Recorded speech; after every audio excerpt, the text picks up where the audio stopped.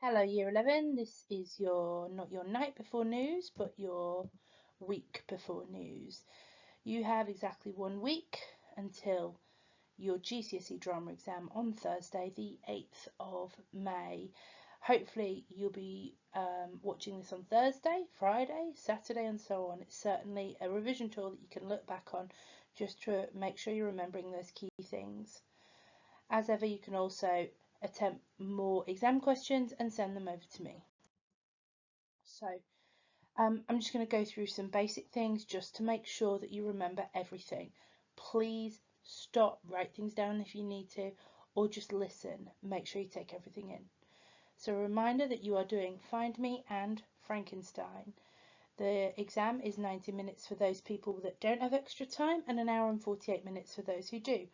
You'll be given a booklet. You need to make sure you turn to the Find Me questions. Please don't do any other exams on any other questions. You are answering your question on Find Me. This year, I have been told that the extract will be given in the exam paper, but you will also have a play on the table like you have done in your mock exams as well. Make a note of all timings. Make sure you are aware so you don't run out of time. The last thing we want is for you to not answer anything in section B, especially after all the hard work that you've done. Make sure you save time for section B. And remember, you need to be reading every question and check how many marks that the question is worth. Okay, so as I said, you need to read the extract carefully. If you end up writing and answering a question on a different extract, you can't get any marks. Read the extract carefully and make sure you're referencing the extract carefully. On those questions with less marks, don't use full sentences, don't waste time. Get to the point. Remember, typically you should be giving yourself about 1.5 minutes per mark. Make sure you're using your appropriate terminology. I want to hear that people have used the word gel, lantern, parkan, etc. Make sure you are using a broad range of terminology. Okay, so those lesser mark questions, they might be lesser, but they're just as important. These questions could be the difference between a 4 and a 5, an 8 and a 9. So, the lesser mark questions, relationships. Remember, these are typically worth 3 marks. You state their overall relationship, brother, sister, mother and daughter, etc., and how they each feel towards one another. You should have 3 points there. Rehearsal techniques. Remember, you'll typically be asked 2 questions if a rehearsal technique comes up. First of all, what rehearsal technique could you use? And second of all, how would it help develop that scene for that actor? Make sure you are specific to the scene. Do not be general. Nobody should be saying it will help them understand their character more. Say more. Hot seating allows people to ask specific questions that are relevant to the scene. For example, gets the character to think about how they're thinking having admitted their daughter to Broadmoor, for example. Improvisation. Be specific. What specific improvisations would you get them to do? Remember, the improvisation is not going in the final performance. It is merely to get an actor to understand a little bit more about something that's been referenced. For example, the argument or discussion that may have happened that allowed them to make the decision to admit the verity to Broadmoor. Roll on the wall or roll on paper. This is quite basic, and if you can avoid writing this as an answer, then do. But if you're stuck for answers, then put it. This is simply an exercise where you can put facts about a particular character. Removal of words. Remember, this allows an actor to focus specifically on movement, body language, etc. This is particularly useful in scenes where big movement and physical skills are needed. Another lesser mark question could be social status. We've discussed this, but it's unlikely to come up. So, what class are the tailors? Think about it carefully. Do they work? What work do they do? Are they poor? Are they middle class? Are they wealthy? Think carefully about that. Don't worry too much about it, but it could come up. Make sure, again, you're relevant to the scene. Nobody should be being vague. Okay, so here's your crucial acting vocabulary. Remember, quite often questions come up such as where a quote is given and you have to describe what vocal skill or physical skill or even what the motivation is behind it. Make sure this is simple but to the point, and make sure if it asks you for tone and tempo, you give one for tone and one for tempo. Just to clarify, tempo is the rhythm, fast or slow with pauses. Tone is the emotion. There's lots of things you can talk about with vocal skills. You can talk about your volume, your pitch, your rhythm, tempo, accent, tone, and so on. Pause, emphasis. For physical skills, you're talking about your facial expressions, your body language, your gestures, posture, gait, movement, etc. Make sure you're specific. Remember the house. You need to describe exactly what you want to do. Nobody should just be saying a happy facial expression. What is your face doing at that moment? Remember, motivation is a key question and could come up a couple of times. So a motivation is all about what the character wants. What is it that they want? Remember, character interaction, which could come up a couple of times, takes into account these things: eye contact or avoidance, proxemics, gesture, movement, touch, body language around that person, etc. Character interaction is not just proxemics, it's all of that. It could also be how their voice is used. Try to give a range of these as examples. Don't just keep coming back to the same thing. Okay, your 6-mark question. So this is worth 6 marks only. Do not be spending hours and hours. Approximately 8 minutes max. Read the question carefully. Generally, a 6-mark question could be on lighting, sound, costume, hair and makeup. It could also be an acting question. It generally means give 3 things that you would do and 3 reasons. If it's costume, hair and makeup, then you'll need to talk about all 3, but give a little bit extra for costume. If it's lighting and sound, again the same thing. If it says and or, my recommendation is to talk about both, just in case. And again, make sure you're relevant to the scene. So if it asks you to describe a costume for the playground scene, remember it's raining. Exactly what do they need to be wearing? Think carefully. Refer to the extract. Okay, here's a recap on your stages. We've got the proscenium arch there, noticeable by the apron at the front and the arch over. Things to consider: there is a definite barrier, a clear divide here.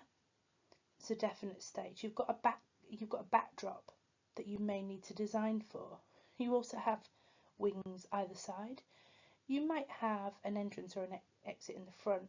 In this picture you don't have one. Lighting, you've got lots of options here, but you need to cover mostly the whole stage.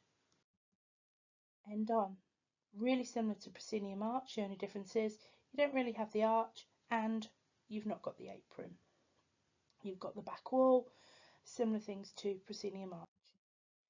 In the round, like the original staging of Find Me, lots of possible entrances and exits. No back wall. You need to be careful for set and for lighting, because of course you don't want to obstruct people's view and you don't want to blind anyone with lighting.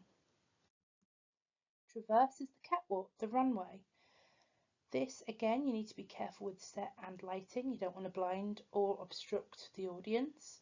It could be that you choose to have little stages at the end of each side, but mostly the stage is the stage that you see in this image here.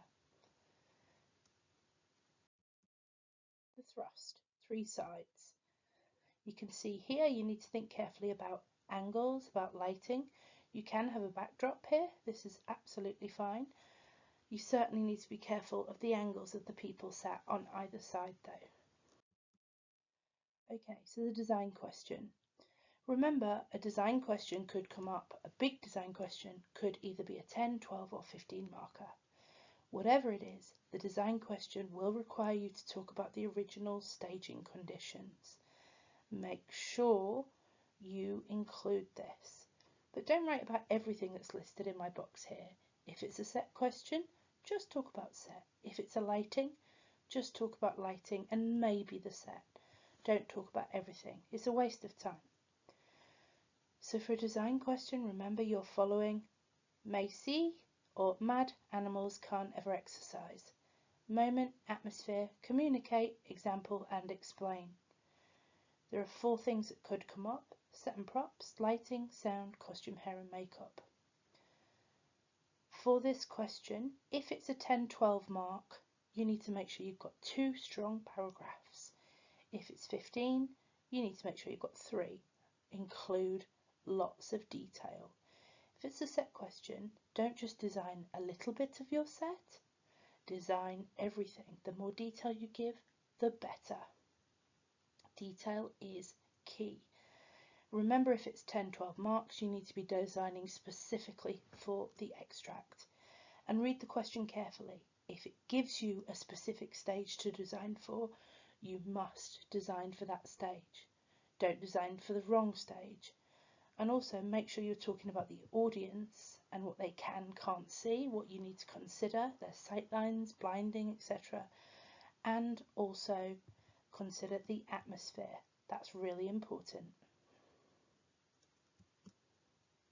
For the design question, style is important.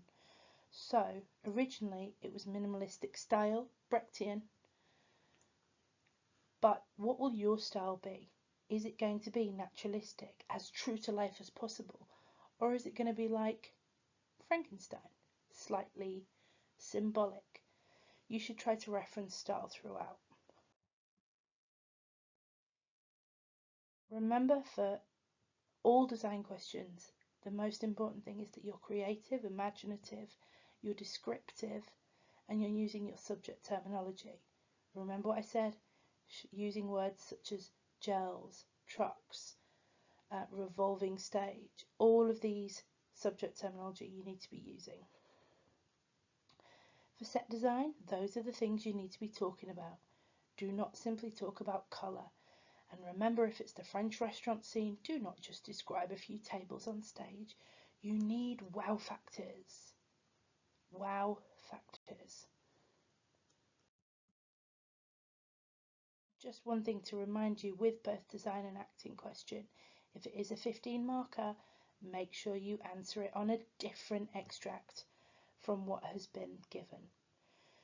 So your acting questions, obviously you are following MMCEE. Ignore that top bit in bracket there. Mad monkeys can't ever exercise. So you're replacing your atmosphere here with motivation. So what's happening in the scene? And then 3 points of motivation for a 15 marker. So what is it that the character wants at 3 different points? What do you want to communicate each time? And your example, for example, on the line, whatever, I will. And then that's when you reference your bullet points. So you talk about your vocal skills, your physical skills, or whatever it is that it asks. And remember to give a varying answer. Don't just talk about tone, talk about a range of vocal skills. And for each quote, don't make sure you give a little bit of vocal skills, a little bit of physical skills, a little bit of character interaction, just so you cover everything. And again, if it's 10-12 marker, you do 2 motivations, so 2 paragraphs. And if it's 15, then it's 3 motivations, 3 paragraphs, lots of detail.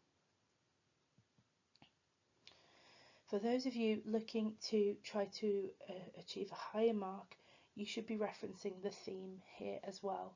So how will that show, and you can do this in your set design as well, how can you highlight the theme of mental health within your acting and in your design. Alright guys, on to section B, Frankenstein. So remember you're choosing one of the two questions, not both. Please do not select voice. Avoid voice and also avoid character interaction if possible.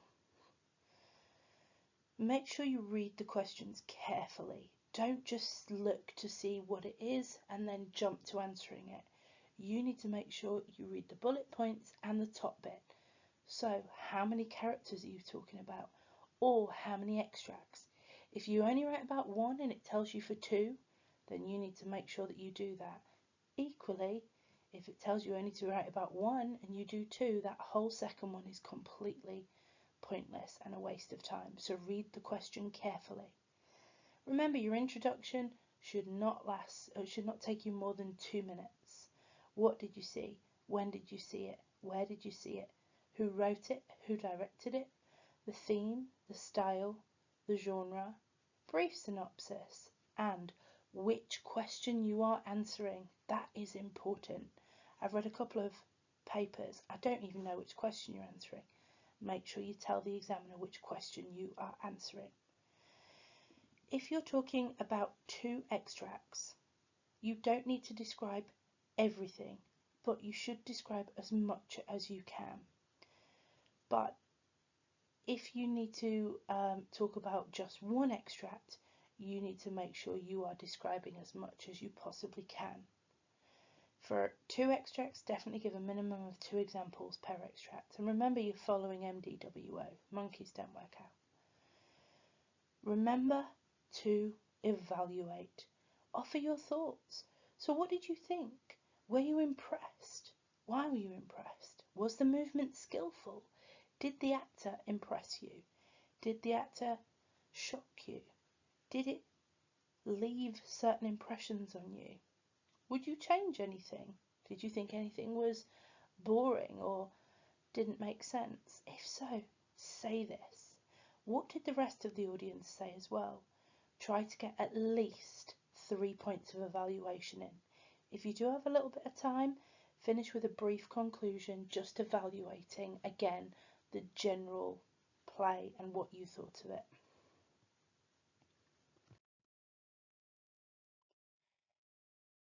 You guys did your own ones of these. I also did it for you. You've got these on this video, and I'll also make sure they're available for you. But these are your revision, showing what you can talk about for each of the different elements, components for the two scenes. Remember, you don't need to worry about staging. And there's your Monsters Bride scene. You can pause this to have a good read of it, but you should have these printed off in your packs from Parents' Evening. Alright all, that's all for now.